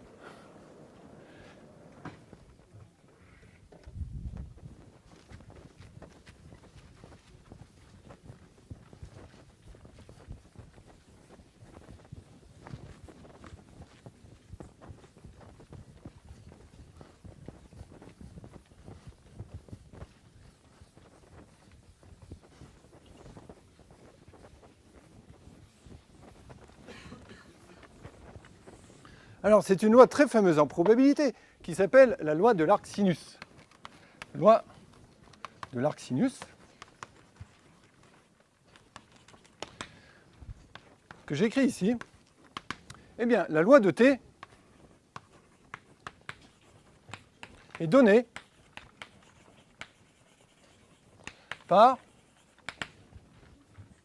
eh bien, quel que soit K appartenant à 0n, la probabilité pour que t égale 2k, oui, parce que ça ne peut arriver qu'aux instants pairs, puisque c'est une égalisation, eh bien, c'est égal à... bon, on peut le deviner non plus. Alors, on va le calculer. Preuve. Alors, regardons ce que c'est. Probabilité que t égale 2k. Donc, c'est l'événement, la dernière égalisation avant l'instant 2n a lieu en 2k. Donc c'est l'événement suivant. S de k égale 0. S de k plus 2 différent de 0. Et S de n différent de 0. Donc je suis en 0 à l'instant 2k et je ne suis plus en 0 après. Alors, je vais calculer cette probabilité avec des chemins. Donc, ça va faire 1 sur 2 puissance 2n fois les chemins, donc 0, 2k, 2n. Donc d'abord, j'ai un premier chemin qui arrive en 0 à l'instant 2k. Premier chemin. Et ensuite, j'ai un chemin qui ne repasse pas par 0 après l'instant 2k. Et donc en fait, comme ici, je sais que je suis en 0 à l'instant 2k, je peux décomposer ça en deux chemins. D'abord un chemin qui arrive en 0 à l'instant 2k, et puis ensuite un chemin qui ne touche plus l'axe. Donc ici, j'ai un chemin de longueur 2n moins 2k qui ne touche pas l'axe, et ici, j'ai un chemin de longueur 2k qui arrive en 0 à l'instant 2k. Donc en fait, ça c'est les chemins qui vont de 0, 0 à 2k, 0, fois le nombre de chemins, le chemin de 2k à 2n qui ne touche pas l'axe.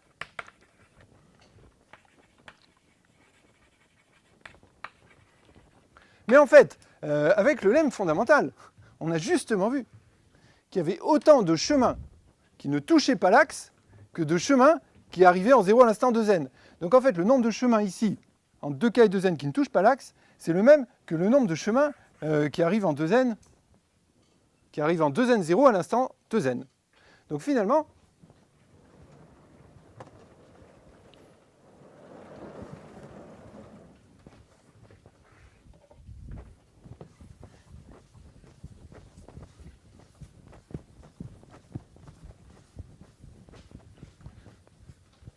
avec le lemme fondamental, égal par le lemme fondamental, à 1 sur 2 puissance 2n, donc les chemins, donc celui-là je ne touche pas, les chemins qui vont de 0, 0 à 2k, 0, fois le nombre de chemins qui vont de 2k, 0 à 2n, 0. Voilà, et je me suis ramené encore à cette quantité fondamentale, la probabilité que S2n égale 0, et donc ça fait 1 sur 2 puissance 2n, donc ici je vais avoir C 2k0, enfin k, pardon, et ici C, donc ici c'est un chemin de longueur 2n moins 2k, et qui atterrit en 0, donc il y a n moins k montée et n moins k descente. Voilà, et comme je vous l'ai dit, on essaie toujours de tout écrire en fonction de la probabilité que S2n égale 0, et donc là si je partage ce 2 puissance 2n ici et ici, eh bien ça me fait probabilité que S2k égale 0 fois probabilité que S 2n moins 2k égale 0. Voilà, alors maintenant je peux mettre le résultat. Probabilité que S de 2k égale 0 fois probabilité que S de 2n moins 2k égale 0. Et donc sur cette formule, en fait, je vois quoi? Je vois rien. Oui, je vois que c'est symétrique en fait par rapport à n, par rapport à k d'un n-k. Et donc en fait, c'est la distribution est symétrique par rapport au centre, ce qui justifie ce que je vous ai dit précédemment, qu'il y a autant de chances que ça arrive ici que là. Alors après, déjà on peut calculer ce que ça donne, parce que maintenant on a une formule exacte. Oui, ça c'est aussi une quantité pas évidente, et avec notre lemme fondamentale on a pu la calculer. Alors si on fait une petite application numérique, ça donne la chose suivante. Application numérique. Alors on joue à pile ou face. On joue à pile ou face pendant 1 an. D'accord? En faisant un lancer par seconde. Un lancer par seconde. Jour et nuit.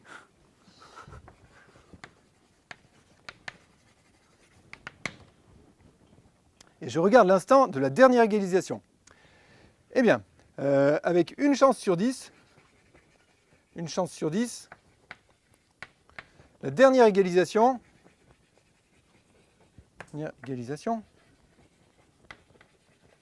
a lieu pendant les 9 premiers jours. Dernière égalisation pendant les 9 premiers jours. Avant 9 premiers jours. Oui, une chance sur 10, c'est pas négligeable hein, pour un jeu comme ça. Une chance sur 10, la dernière égalisation, c'est dans les 9 premiers jours. Avec une chance sur 20, pendant les 2,25 premiers jours. Et une chance sur 100, au bout de 2 heures et 10 minutes. Vous imaginez, je joue à pile ou face pendant 1 an, un lancer par seconde, jour et nuit. Et il y a une chance sur 100, ce qui n'est pas négligeable, hein, que la dernière égalisation ait lieu au bout de 2 heures et 10 minutes. Donc ça, c'est ce que donne cette formule. Après, je ne vous ai pas dit pourquoi ça s'appelle la loi de l'arc sinus.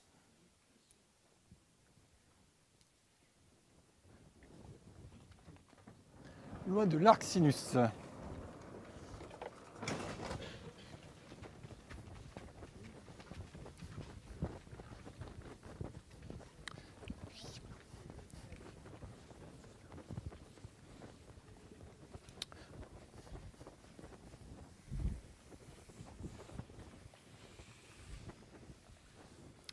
Alors pour comprendre pourquoi ça s'appelle la loi de l'arc sinus, il faut faire un passage à limite comme on aime à faire en probabilité. Passage à la limite.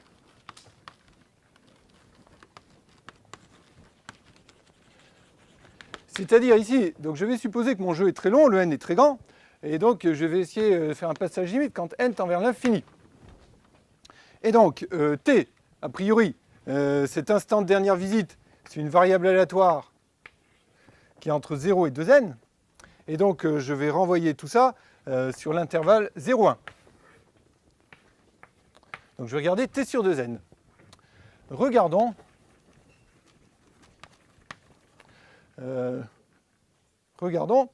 eh bien, le comportement de t sur 2n. Donc en probabilité, quand on veut étudier les lois de variables aléatoires, eh bien, on prend toujours des fonctions de ces variables aléatoires et l'espérance. Donc je prends f de R plus dans R, une fonction continue positive, pour simplifier le travail, et puis bornée, de manière à ce qu'elle soit intégrable. Et regardons, espérance de f de t sur 2n. Voilà. Donc quand je veux étudier la loi de t sur 2n, je prends une fonction de ces variables et puis l'espérance. Alors, si j'écris la formule, ça me donne somme sur k de f de 2k sur 2n, probabilité pour que t égale 2k, donc somme de k égale 0 à n.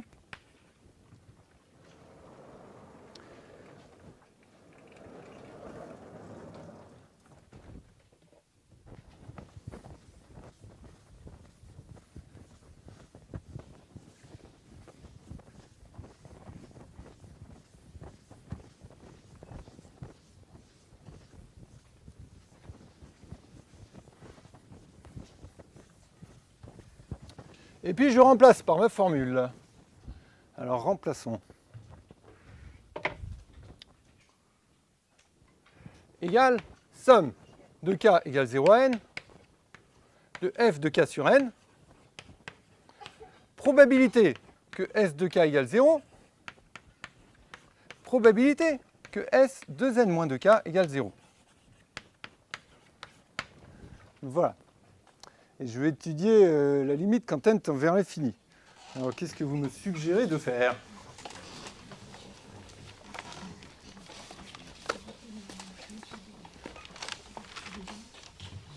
Il n'y a toujours pas de volontaire pour passer au tableau? Ok, à la fac, ils ne veulent jamais passer au tableau non plus. Hein.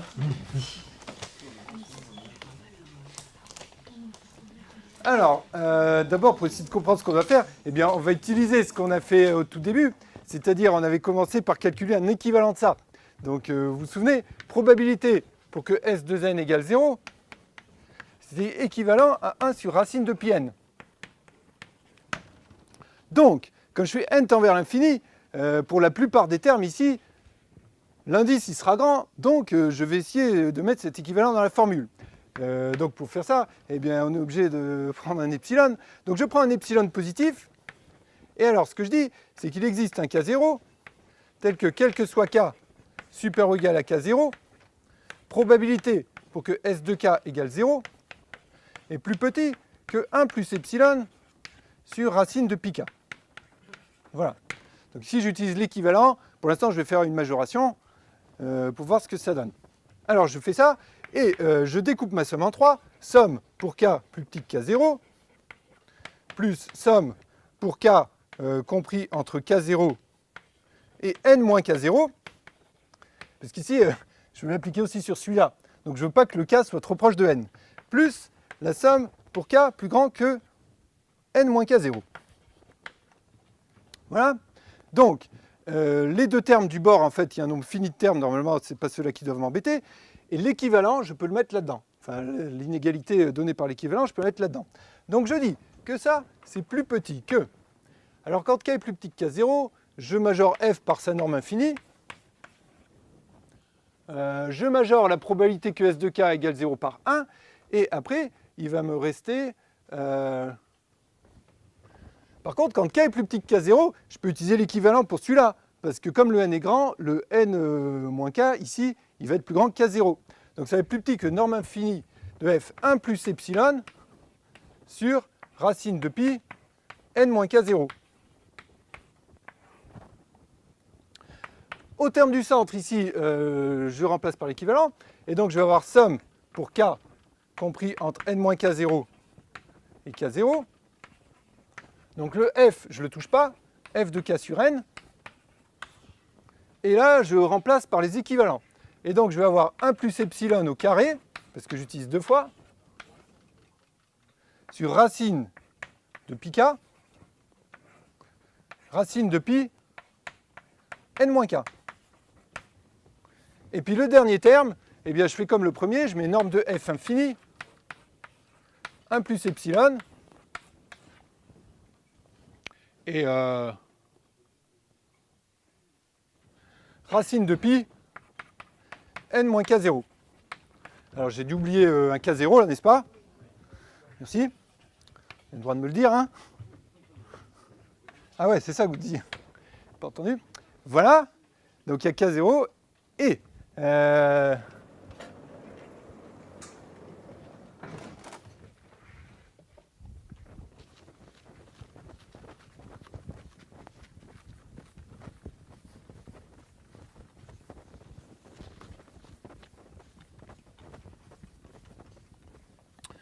Et alors, qu'est-ce que ça me fait?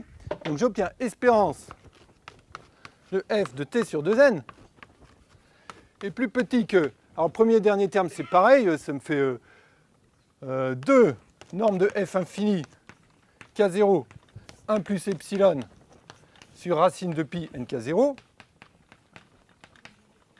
Comme ça ne m'embête pas. Alors le terme du milieu, eh bien je vais le majorer. Comme le f est positif, je vais mettre 1 ici et puis n. C'est pas racine de pi k0? Plus. Ouais. Oh, il y a.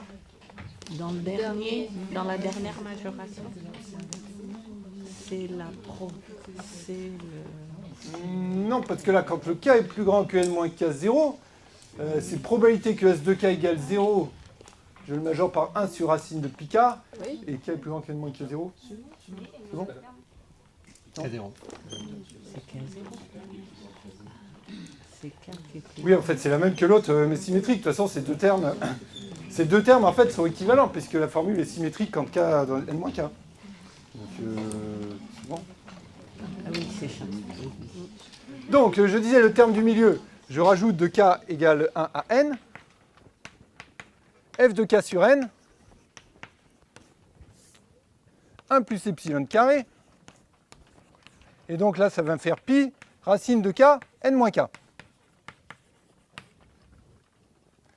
Et alors, qu'est-ce que je fais là? Eh oui, je sors un n là, et puis je reconnais. Donc j'écris ça 1 sur n, somme 1 plus petit que k plus petit que n, f de k sur n, 1 sur pi racine de k sur n, 1 moins k sur n, 1 plus epsilon carré. Et là, je reconnais une classique somme de Riemann. Et donc, je fais n tend vers l'infini maintenant. Alors quand je fais n tend vers l'infini, celui-là il tend vers 0. Celui-là, ben, c'est une somme de Riemann. Bon, alors c'est une intégrale un petit peu impropre, mais normalement ça marche bien. Et puis, celui-là, qu'est-ce qu'il fait? Bon, celui-là, à cet instant-ci, je ne sais pas qu'il converge. Alors je prends l'im sup. Donc l'im sup, quand n tend vers l'infini, de espérance de f de t sur 2n, et j'obtiens que c'est plus petit que intégrale de 0 à 1 de f de x dx sur pi racine de x 1 moins x fois 1 plus epsilon carré. Voilà.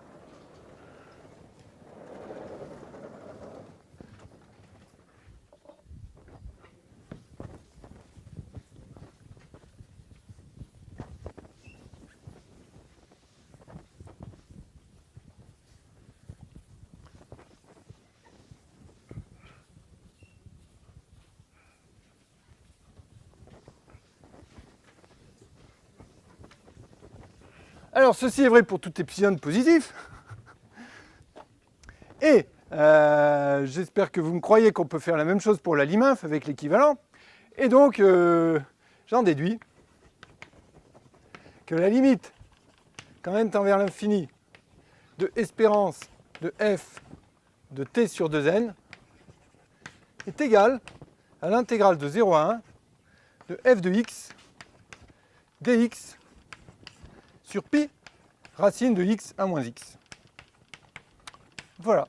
Et comme ça, j'ai montré un très joli théorème limite de probabilité qui me donne la distribution asymptotique de t quand n tend vers l'infini. Et alors si je le trace, la densité, donc ici c'est une densité de probabilité, eh bien ça fait quelque chose qui est symétrique par rapport à 1,5, comme on l'avait déjà compris, mais en plus c'est pire que ça. C'est-à-dire que cette fonction, elle est grande quand le x il est proche de 0 ou de 1. Donc en fait la densité, elle est comme ça. Voilà. Et donc, ça c'est l'image de la distribution de t quand le n est grand. Si ici je trace la loi de t avec un histogramme avec des pas de 1 sur 2n, comme ça, eh bien j'aurai un histogramme qui ressemble à cette distribution. Et alors ça s'appelle la distribution de l'arc sinus parce que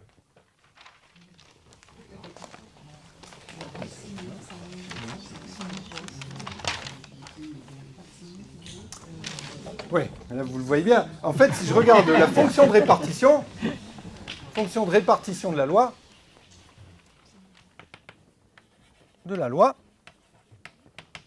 eh bien, c'est f de x égale intégrale de 0 à x de dt sur pi racine de t à moins t. Et ça vaut...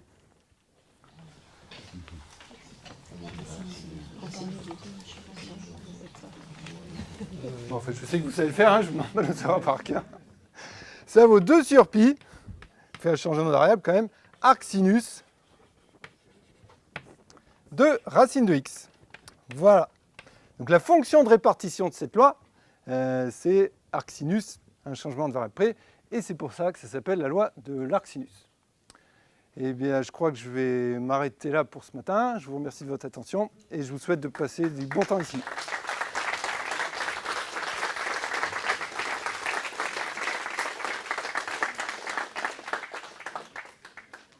Juste, si je comprends bien, là, vous essayez de déterminer une loi en calculant des espérances de fonctions de... Oui, c'est ça. Oui. C'est un résultat important de...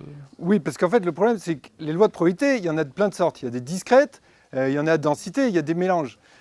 Donc, suivant le type de loi, c'est pas la même chose qu'on calcule. Donc, il y a une technique générale qui marche tout le temps, c'est de prendre une fonction continue bornée et de prendre l'espérance d'une fonction de la variable aléatoire. Et comme ça, on peut faire les calculs sans savoir a priori si le résultat final, ça doit être une variable discrète ou continue.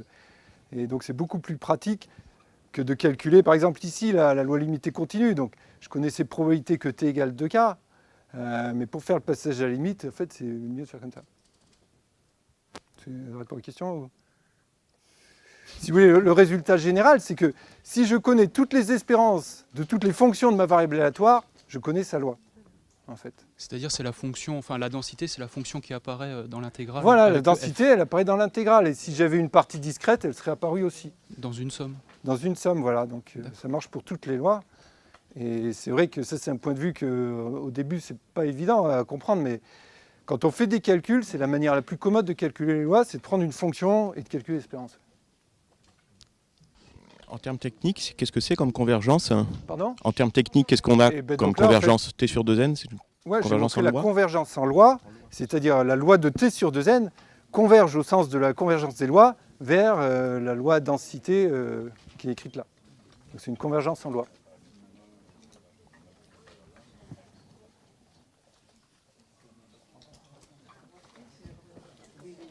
Oui, j'ai une question sur l'univers oméga de départ. Oui.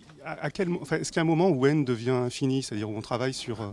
Alors en fait, tous les calculs que j'ai faits, là, vous pouvez conduire dans le cas fini. À un moment, j'ai un peu triché parce que j'ai dit probabilité pour qu'il existe un n dans n étoiles qu'elle revienne en 0. Donc là, j'ai utilisé la construction probabiliste qu'on fait pour construire une suite infinie de pièces de monnaie. Et en fait, ça, c'est une construction probabiliste qui n'est pas au programme de prépa et qui est très commode pour conduire ce genre de calcul. Donc en fait, tout ce que je vous ai présenté aujourd'hui, vous pouvez le faire dans le cas de fini, c'est-à-dire à vous arrêter à un grand n fixé.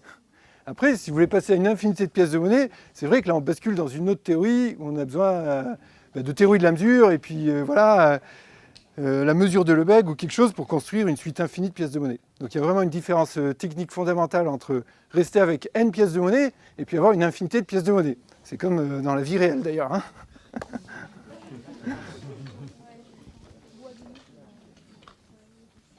La probabilité pour que S2n égale 0 était équivalent à 1 sur racine de pi n. Oui. Est-ce que ce genre de résultat peut permettre de faire un calcul approximatif de pi?